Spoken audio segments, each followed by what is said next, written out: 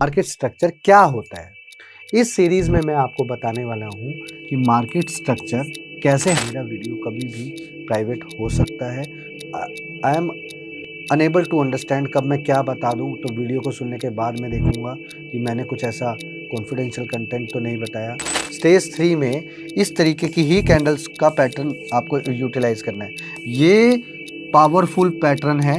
Hi, this is Pankaj Bhardwaj, welcome back. Previous series को start करने का मेरा रीजन था कि आप लोग अच्छे से सीखें और अपने माइंड का इस्तेमाल करना स्टार्ट करें।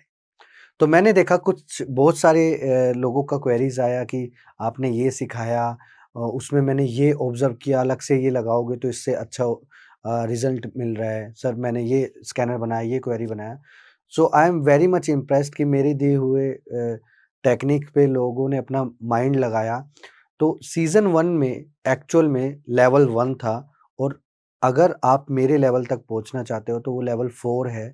लेवल 4 तभी समझ में आएगा जब आपको लेवल 2 और 3 क्लियर हो, तो ये ध्यान रखना आप। लेवल 4 में इन्वेस्टिंग का भी होता है, तो इस वजह से मैंने लेवल 2 स्टार्ट करने की कोशिश की है। तो मुझे वैसे ही आप लोगों का प्यार चाहिए, तो हम सीखेंगे मार्केट स्ट्रक्चर कैसे समझें, कैसे जानें, कौन-सा time frame, which candle pattern, कैसे करना है, कब करना है, सब इसी वीडियो में सीखेंगे। वीडियो को भगाकर मत देखना, क्योंकि अब वीडियो शॉर्ट वीडियो होंगी कंटेंट रिलेटेड। तो प्लीज़, प्लीज़, प्लीज़ आप वीडियो का कंटेंट हमेशा नोट करके रखना। मेरा वीडियो कभी भी प्राइवेट हो सकता है। I am unable to understand कब मैं क्या बता दूँ, तो वीडियो को सुनने के बाद मैं देखूँगा कि मैंने कुछ ऐसा कॉन्फिडेंशियल कंटेंट तो नहीं बताया, जिसकी वजह से मुझे वो वीडियो प्राइवेट करना पड़ेगा, राइट? तो आइए चलते हैं। प्रीवियस पार्ट में मैंने आप लोगों को बताया था कि मार्केट स्ट्रक्चर क्या होता है। इस सीरीज में मैं आपको बताने वाला हूँ कि मार्केट स्ट्रक्चर कैसे हम लोग आइडेंटिफाई करेंगे और मुझे किन-किन चीज़ों का इस्तेमाल करना है मार्केट स्ट्रक्चर को जानने के लिए। अक्सर आप लोगों ने देखा होगा, कोई स्टॉक अगर नीचे जाता है और उसके बाद वो थोड़ा कंसोलिडेट करता है, जिसको लोग बोलते हैं एक ही लेवल पे कुछ समय बिताना, उसको कंसोलिडेशन बोलते हैं। फिर उसके बाद वहाँ से रेंज ब्रेकआउट होके आता है। रेंज 2, स्टेज 2 कितना पावरफुल है, स्टेज 3 कितना पावरफुल है, तो स्टेज 4 कितना पावरफुल है। तो आज मैं आपको उन्हीं सब चीज़ों का एक विश्लेषण करके बताऊँगा कि ये कैसे किया जाता है, राइट? मार्केट स्ट्रक्चर में स्टेज 1, स्टेज 2, स्टेज 3 और स्टेज 4 होता है। तो आज हम इस वीडियो के दौरान से सीखेंगे स्टेज 1 कैसे आइडेंटिफाई होता है, कैसे हमें पता लगता है कि स्टेज 1 स्टार्ट हो गया है, राइट? देखो, स्टेज 1 में हम लोगों को फोकस करना है मूविंग एवरेज। अब मैं आप लोगों को जो बताने जा रहा हूं, ये स्ट्रक्चर फाइंड करने का तरीका है। That is not the way of working, right? पहले हम सीखेंगे कि इसको फाइंड कैसे करना है इजीली। तो मैंने इसके अंदर 8 और 13 का मूविंग एवरेज को यूज करूंगा, वो भी एसएमए। ध्यान से मेरी बात को समझना, ये मत बोलना एसएमए की जगह ईएमए कर सकते हैं क्या, रोटी की जगह चावल खा सकते हैं क्या, वो नहीं करना हमें। हमें सिर्फ क्या करना है, जिस लॉजिक को मैं बता रहा हूं उसी लॉजिक को फॉलो करना है, राइट? अब मैंने आपको क्या बताया कि आप लोगों को 8 और 30 एसएमए का यूज करना है, और ये 8 और 13 एसएमए का यूज आप लोगों को क्या क्या करना है, कौन से टाइम फ्रेम में करना है, ये मैं बताता हूं आप, राइट?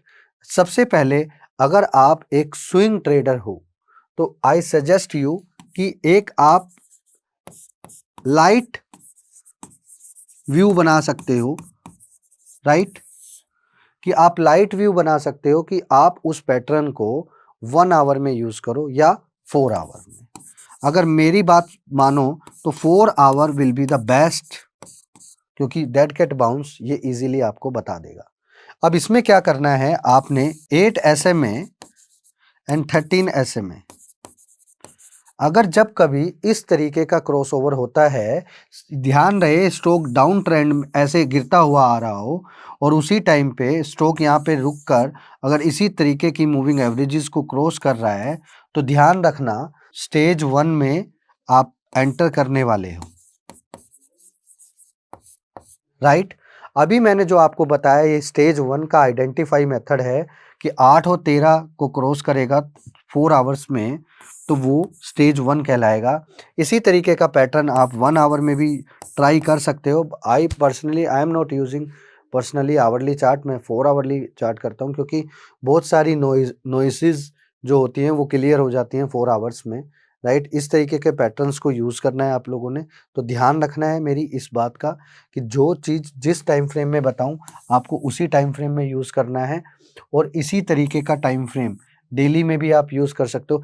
मैंने आपको क्यों ये दोनों टाइम फ्रेम बताए हैं, क्योंकि कभी कभी ज़्यादा ऊपर आकर आपको पता चलता है डेली चार्ट में कि स्टेज 1 स्टार्ट हो गया है, तो उसको अर्ली स्टेज में फाइंड करने के लिए आपको 4 आवर का चार्ट को इस्तेमाल करना है, राइट।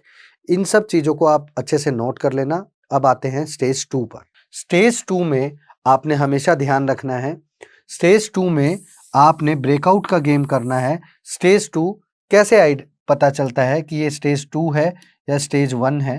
तो अगर आप चेक करोगे तो स्टेज 1 जहाँ पे मूविंग एवरेज क्रॉस हो जाएगी और प्राइस आकर एक सडनली एक फ्रेम में रुक जाएगा, जहाँ एवरेज हो सकता है क्रॉस भी कर दे, तो आपको घबराना नहीं है, क्योंकि ऑलरेडी पहले एक स्टेज 1 हो चुका है। तो आपने घबराना नहीं है, आपने वेट करना है कि प्राइस एक रेंज में रुक जाए लाइक दैट, और आपने इस टाइम पर एक ही कैंडल पैटर्न को फाइंड करना है। वो मैं अभी आपके सामने बता देता हूं। फर्स्ट कैंडल रेड होगा, सेकंड कैंडल ग्रीन होगा, राइट। इस तरीके का होगा। ध्यान रखना इस ग्रीन कलर की कैंडल का लो इसके नीचे ना हो। तो ये स्टेज 2 में आप लोगों को ध्यान रखनी है ये चीज कि स्टेज 2 में इसी तरीके की कैंडल का इस्तेमाल करना है आप लोगों ने, और उसके बाद में आपको पता चलेगा कि स्टेज 2 क्लियर हो चुका है और आप इसमें आइडेंटिफाई कर सकते हो, एंट्री कर सकते हो। तो स्टेज 3 में हम लोगों को क्या करना है, जब स्टेज 2 क्रॉस करके ऊपर आता है तो यहाँ पे हमें पावरफुल और नॉन पावरफुल मैं दोनों तरीका बताता हूं। पावरफुल तरीका क्या है, यहीं पे ही शेर का पंजा पार्ट 2 काम करेगा, वही आपको बताएगा कि ये किस तरीके का है, राइट। अब ये इस तरीके का पैटर्न बनेगा। अगर आप पहला कैंडल ग्रीन होगा, दूसरा कैंडल रेड होगा, और जो रेड कैंडल का हाई होगा वो उसके ऊपर नहीं होगा। पहला कंडीशन ये है कि इस तरीके का आइडेंटिफाई आपको मिल जाएगा और इजीली आप उसको भाप लोगे, ठीक है।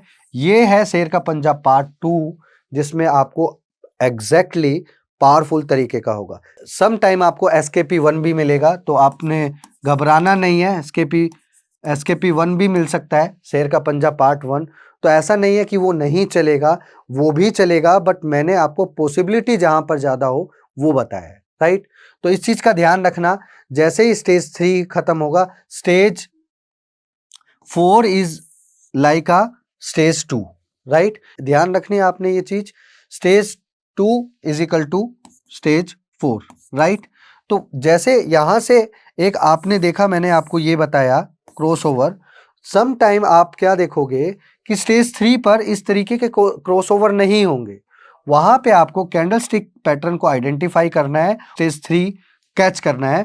जब स्टेज 4 आएगा उस केस में ये मूविंग एवरेज यहाँ पे बताएगा आपको कि स्टेज 4 में एंटर हो चुका है, और ये मूविंग एवरेज ऐसे बताएगा 8 SMA 13 SMA को क्रॉस करेगी, राइट। तो वो बताएगा आपको स्टेज 4।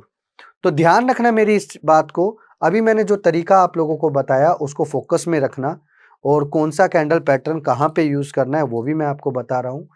तो स्टेज 3 का मैंने आपको बता दिया। स्टेज 4 में भी आप एसकेपी 1 एंड एसकेपी 2। तो गाइज ये एसकेपी 1 क्या है, एसकेपी 2 क्या है, प्रीवियस 100 डेज चैलेंज की सीरीज में जाकर आप चेक करना, वहां पे आपको मिल जाएगा। अब हम आते हैं स्टेज 3 में। ऑलरेडी मैंने आप लोगों को बता दिया है कि इस तरीके की कैंडल्स पैटर्न यूज होगा। फर्स्ट कैंडल जो ब्लैक है, इसको ये रेड कैंडल है, और जो व्हाइट है ये ग्रीन कैंडल है, राइट। तो इसका ध्यान रखना है आप लोगों को। इस तरीके के पैटर्न्स को आप अच्छे से देख लो। स्टेज 3 में इस तरीके की ही कैंडल्स का पैटर्न आपको यूटिलाइज करना है। ये पावरफुल पैटर्न है, तो आपने ये नोट कर लेना है। ठीक है। जब ये होता है तो ज़्यादा पावरफुल होता है, तो इस चीज़ का ध्यान रखना आप, ठीक है। अब मैंने आप लोगों को बता दिया है कि स्टेज 1 में क्या करना है, स्टेज 2 में क्या करना है, कौन-सा टाइम फ्रेम इस्तेमाल करना है, ये भी मैंने आप लोगों को बताया। ध्यान रखिएगा मेरी एक बात, अभी जो मैं आपको बता रहा हूँ, इस पॉइंट को ध्यान से सुनिएगा। कभी-कभी क्या होगा, डेली चार्ट में स्टॉक हायर हाई फॉर्मेट में चल रहा होगा, ठीक है। हो सकता है वो स्टेज 3 में हो, राइट। तो मैं स्टेज 3 को हो सकता है वो यहाँ पे भी स्टेज 3 में हो, ठीक है। उसके बाद भी मार्केट चल गया, राइट। तो ऐसे ये क्या होता है मैं बताता हूँ। जब ये डेली टाइम फ्रेम होता है कि डेली में बुलिश पैटर्न, मतलब एक बुल रन चल रहा है, तो क्या करता है 1 आवर और 4 आवर का इस्तेमाल करके वो इसी पैटर्न को, स्टेजेस को कंप्लीट करते हुए चलता है। तो ये ध्यान रखना आप, ठीक है। ऐसा नहीं है, आज की डेट में ट्रेंड देखो हाई पर है, ठीक है। अगर आप जाकर ट्रेंड में देखोगे 1 घंटा 4 घंटे के चार्ट में, तो कहीं ना कहीं उसने जो ये नया ब्रेकआउट बनाया है वो नई रैली में से स्टार्ट हुआ है। तो वो कहीं ना कहीं 1 घंटा और 4 घंटे के स्टेज 1 से निकल कर गया है, राइट। तो ये चीज आप लोग ध्यान रखना। कभी कभी आप लोगों को सब चीजों में समझने में दिक्कत होगा। ध्यान से इस वीडियो को 2 बार देखना, कम से कम इस वीडियो को 2 बार देखना। तो आज मैंने आप लोगों को बताया है मार्केट में स्ट्रक्चर आइडेंटिफाई कैसे करते हैं, स्टेज 1 में क्या करना है, स्टेज 2 में क्या करना है, स्टेज 3 में क्या करना है, स्टेज 4 में क्या करना है, राइट। तो मैंने ऑलरेडी आपको सारी चीजें बता दी हैं। तो मैं आशा करता हूँ आप लोगों को इस वीडियो से ज़रूर कुछ सीखने को मिला होगा, और मैं आपसे एक हम्बल रिक्वेस्ट करता हूँ, किसी भी तरीके की नेगेटिविटी जो लोग फैला रहे हैं, देखो आप लोग अगर सपोर्ट नहीं करोगे तो ऐसे लोग जो पैसा लेकर जो ट्रेनिंग दे रहे हैं, लेकिन वो ज्ञान आपको काम का नहीं हो रहा है। मैं आपको आज यहाँ पे फ्री में जो सब चीज़ें बता रहा हूँ, हो सकता है ये कुछ लोगों के पेड्स कंटेंट में ऐड हो, but I am damn sure इस तरीके का कंटेंट उनके पास पेड में भी नहीं है। ये बेसिक चीज़ें हैं जो आप लोगों को आनी चाहिए, ताकि जब मैं चीज़ों को समझाना स्टार्ट करूं, क्या आपसे कोई पूछे मार्केट का स्ट्रक्चर जानते हो क्या, मार्केट कैसे काम करता है वो जानते हो क्या, तो आप उसको बता सके हो कि भाई इस तरीके से मार्केट रन करता है, राइट। तो ये चीज़ हमेशा ध्यान रखना। Thank you so much.